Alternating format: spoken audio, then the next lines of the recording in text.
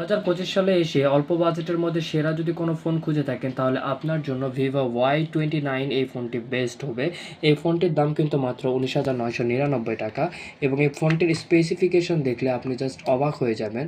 ফোনটির স্পেসিফিকেশন দেখুন, এটির স্টোরেজ কিন্তু 2 টেরাবাইট এবং এই ফোনটির যে ব্যাটারির আকর্ষণ 6500 mAh ব্যাটারি, যা এত বেশি ভালো সার্ভিস দিবে যে আপনার কল্পনার বাইরে।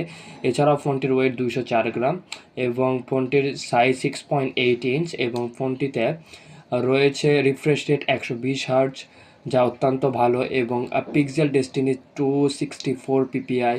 এছাড়াও এটি এলসিডি এবং এলইডি দুটি সাপোর্ট করে। এছাড়াও নেটওয়ার্কের ক্ষেত্রে এটি 5G রয়েছে।